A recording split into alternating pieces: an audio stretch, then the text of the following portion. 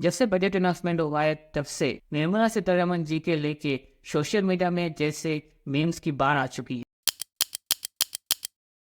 कुछ memes funny है, कुछ बहुत ही ज्यादा फनी है, पर कुछ ऐसे भी है derogatory and below the belt. पर ये पॉइंट नहीं है। मेन पॉइंट ये है कि मिडिल क्लास सबसे ज्यादा परेशान है, मिडिल क्लास सबसे ज्यादा फ्रस्ट्रेटेड। मिडिल क्लास को लगता है कि सरकार मिडिल क्लास से सबसे ज्यादा टैक्स वसूलती है, पर बदले में मिडिल क्लास के लिए कुछ करती नहीं। हर साल बस खोखली बातें करती है। आखिर में मिडिल क्लास के हाथ में कुछ नहीं आता है। मिडिल क्लास अगर कुछ कमाए तब उसमें टैक्स दे, अगर रेस्टोरेंट में खाने जाए तब टैक्स दो, अगर मूवी देखने जाए तब टैक्स दो, अगर पॉपकॉर्न खरीदो तब टैक्स दो, अगर आप इन्वेस्टमेंट करो तब टैक्स दो, प्रॉपर्टी खरीदो तब टैक्स दो, प्रॉपर्टी को बेचो तब टैक्स दो। मिडिल क्लास बस टैक्स ही देता जाता है और उसके हाथ में बदले में कुछ नहीं आता है। कुछ ऐसे भी है जो कहते हैं कि अगर आपको सरकार के टैक्स से बचना है तो आप इनकम ही मत करो, कुछ कमाइए मत, तब आपको कुछ नहीं टैक्स देना पड़ेगा। अगर आप कुछ कमाते हो तो सरकार आएगी और आपसे टैक्स वसूल के चले जाएगी। ऊपर से इस बार बजट अनाउंसमेंट में निर्मला ताई ने शॉर्ट टर्म कैपिटल गेन्स भी बढ़ा दिया, at the same time long term capital gains भी बढ़ा दिया, और इंडेक्सेशन का बेनिफिट जो था उसको भी हटा दिया। जो डायरेक्ट टैक्स में कुछ वादे किए गए थे, कुछ फायदे लाएंगे, कुछ मिडिल क्लास को राहत देंगे, कुछ नहीं किया सिवाय न्यू टैक्स रिजीम में जो कुछ छूट दिए हैं, जिसके वजह से मिडिल क्लास को कितना बेनिफिट हुआ है, 17,500 का। वाह, इतना बड़ा धनराशि का मिडिल क्लास आगे करेगा क्या? वो मुंबई में 2 BHK फ्लैट खरीद सकता है, वो पेरिस घूमने जा सकता है, वो वर्ल्ड टूर में जा सकता है, ऐसा सरकार को लगता है। 17,500 काफी बड़ा छूट है, तो इसी को लेकर सबसे ज्यादा परेशानी है, इसी को लिए सबसे ज्यादा बवाल है। और ये जो न्यूज है शॉर्ट टर्म कैपिटल गेन्स और लॉन्ग टर्म कैपिटल गेन्स बनाने का और इंडेक्सेशन हटाने का, इस न्यूज को शेयर बाजार ने पॉजिटिवली नहीं लिया, इसलिए अनाउंसमेंट के दिन मार्केट में शेयर बाजार में गिरावट देखी गई है। नाउ ये जो शॉर्ट टर्म कैपिटल गेन्स से लॉन्ग टर्म कैपिटल गेन्स बढ़ा दिया गया है और इंडेक्सेशन बेनिफिट हटा दिया गया है, उससे आपको और मुझे क्या, इसमें हमारे लाइफ में क्या चेंजेस होने वाले हैं, चलिए इसको समझते हैं। इसको समझने के लिए सबसे पहले हमें समझना पड़ेगा कैपिटल गेन्स। ये कैपिटल गेन्स आखिर होता क्या है? देखिए, अगर आसान भाषा में समझाए तो अगर आप जो भी एसेट खरीदते हैं और उसको बेचते हैं, यानी buying price and selling price, इन दोनों का जो डिफरेंस है उसको कैपिटल गेन्स कहा जाता है। मान लेते हैं कि आपने कुछ शेयर 100 रुपए में खरीदा और उसको कुछ साल बाद 120 रुपए में बेचा, तो आपका जो प्रॉफिट है 20 रुपया, इसको कैपिटल गेन्स कहा जाता है। अगर आपने लॉस में बेचा, जैसे कि आपने 100 रुपए में खरीदा और 80 रुपए में बेचा, तो 20 रुपए का लॉस है, उसको कैपिटल लॉस कहा जाता है। नाउ कैपिटल गेन्स भी दो तरीके के होते हैं, एक होता है शॉर्ट टर्म कैपिटल गेन्स,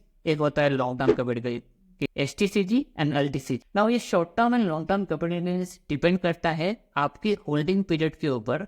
आपने जो एसेट खरीदा वो कितने सालों तक आपने अपने पास रखा। इसको डिटरमाइन करने के लिए पहले 2 होल्डिंग पीरियड थे, एक था 12 महीने का कुछ और एक तक 36 मंथ का। कुछ एसेट क्लास जैसे आपका इक्विटी हो गया हो या इक्विटी रिलेटेड स्कीम हो गया हो, म्यूचुअल फंड ऑफ यूनिट्स हो गया हो, इसका होल्डिंग पीरियड अगर आपने 12 महीना था, अगर आपने इसको 12 महीने तक अपने पास होल्ड करके रखा, उसके बाद बेचा, तो उस प्रॉफिट को लॉन्ग टर्म कैपिटल गेन्स में गिना जाता था। अगर उससे पहले बेचा तो उस प्रॉफिट को शॉर्ट टर्म कैपिटल गेन्स में गिना जाता था। सिमिलरली अगर आपके पास कुछ अनलिस्टेड बॉन्ड थे या तो कुछ प्रॉपर्टी थी जिसको आपने 36 मंथ के बाद बेचा from the date of purchase, तब उसको लॉन्ग टर्म कैपिटल गेन्स कहा जाता था, एंड उससे पहले बेचे तो उसको शॉर्ट टर्म कैपिटल गेन्स कहा जाता था। नाउ इस बार बजट में ये होल्डिंग पीरियड को घटा दिया गया है।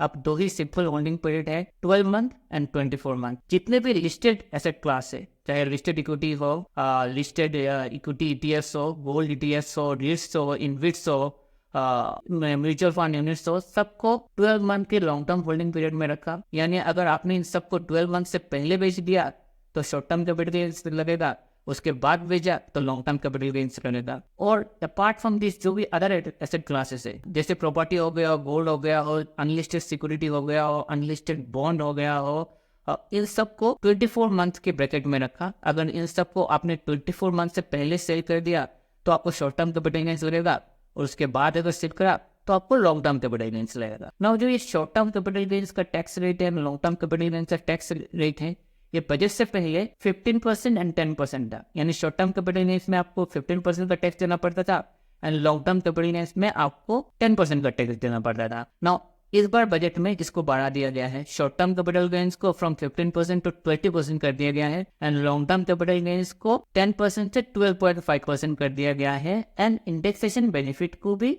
हटा दिया गया है।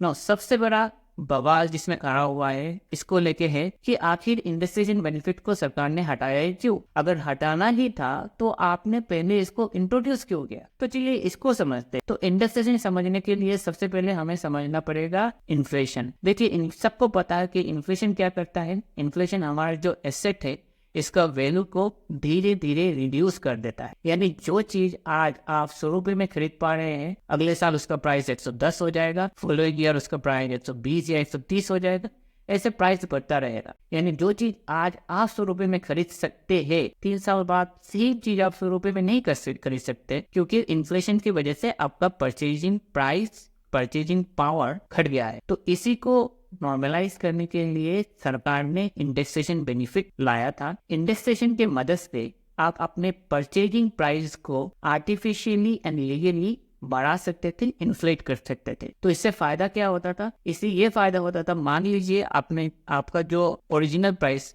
बाइंग प्राइस है, उसको आपने इंडेक्सेशन के मदद से बढ़ा दिया, तो आपका जो प्रॉफिट है वो घट जाएगा, रिड्यूस हो जाएगा, राइट। प्रॉफिट घट जाएगा तो प्रॉफिट में लगने वाला टैक्स, जो कैपिटल गेन टैक्स है, वो भी कम हो जाएगा। तो आपको इन ए वे कैपिटल गेन टैक्स में राहत मिलता था, छूट मिलता था इंडेक्सेशन के मदद से। नाउ ये इंडेक्सेशन कैलकुलेट करने के लिए आपको चाहिए होता था इन्फ्लेशन इंडेक्स नंबर। नाउ ये इन्फ्लेशन इंडेक्स नंबर आपको कहाँ मिलता था? हर साल सरकार इन्फ्लेशन इंडेक्स पब्लिश करती है और ये इन्फ्लेशन इंडेक्स का रेट हर साल बढ़ता था। नाउ ये कॉस्ट ऑफ इन्फ्लेशन इंडेक्स कैसे डिटरमाइन करते थे? इसके लिए आपको सेलिंग ईयर का इन्फ्लेशन इंडेक्स को डिवाइड करना पड़ता है बाइंग ईयर का इन्फ्लेशन इंडेक्स से। अभी भी कंफ्यूजन है, अभी भी लग रहा है समझ में नहीं आ रहा है। चलिए एक एग्जांपल लेते हैं। मान लेते हैं फाइनेंशियल ईयर 10-11 में आपने 2 BHK अपार्टमेंट खरीदा 10 लाख रुपए में, जिसको आपने फाइनेंशियल ईयर 23-24 में बेचा 25 रुपीज में। तो आपका कैपिटल गेन्स कितना बना? 25 lakh minus 10 lakh which is 15 lakh. Now 15 lakh पे आपको कैपिटल गेन्स देना पड़ेगा। कितना? अगर करंट रेट पकड़े विच इज 12.5%, 15 लाख पे अगर 12.5% आपको देना पड़ता है तो ऑलमोस्ट आपका 1,87,500 के आसपास आपका आएगा, जो कैलकुलेट करके हम लोग समझेंगे, ठीक है।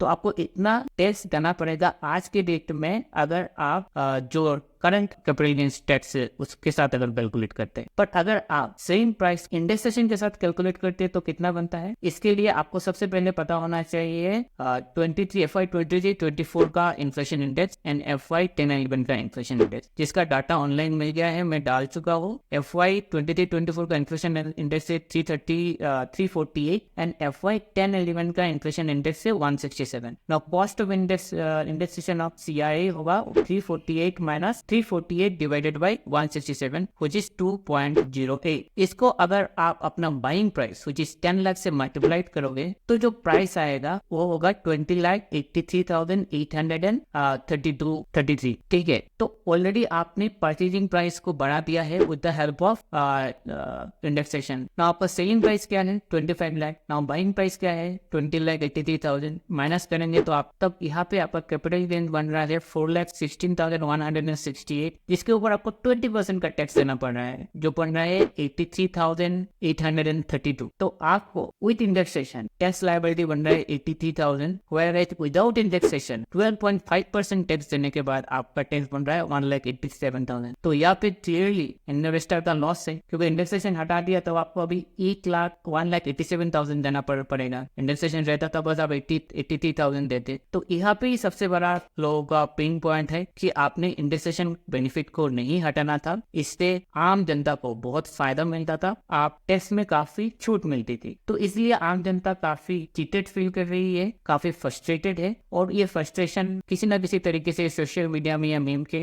तरीके से पहुंचा रही है। आइडिया ये है कि सरकार तक आप अपना आवाज पहुंचाएं, उससे फायदा नहीं है, उससे कुछ फायदा नहीं है। आप क्या कर सकते हैं? इन क्लियरली इन्वेस्टर का काफी लॉस है, 1,87,000 वर्सेस 83,000। इसके ऊपर सरकार की तरफ से भी काफी क्लियरिफिकेशन आया है, काफी ट्वीट ये लोग ऑलरेडी कर चुके हैं। ऐसा ही एक ट्वीट सरकार ने किया है, सरकार की तरफ से आया है, जिसका स्क्रीनशॉट आपके सामने है, जिसमें सरकार ने कैलकुलेट करके अभी भी बता रहा है कि 12.5% flat capital gain tax is better than 20%। पर यहाँ पे जो सरकार ने जो डाटा या नंबर यूज किया है वो मेरे हिसाब से थोड़ा मिसलीडिंग है, क्योंकि सरकार ने जो डाटा लिया है उसके हिसाब से प्रॉपर्टी का प्राइस 9 साल में 3 गुना हो गया है। मुझे नहीं लगता इंडिया में ऐसा कोई प्रॉपर्टी है जो 9 साल में 3 टाइम्स प्राइस हो जाएगा, यानी ऑलमोस्ट 15% CAGR। काफी अनरियलिस्टिक है, काफी ऑब्नॉक्शियस है। पर खैर सरकार है, मैं यही कहना चाहता हूँ कि सरकार अगर इसी तरह से स्टबर्न रही और अरेगल्स रही तो हो सकता है अगले साल 240 का 140 भी हो सकता है। पर खैर इससे मुझे क्या, सरकार को अच्छी तरह से पता है कि मिडिल क्लास लोग सिंगल बॉर्डर में खड़े होके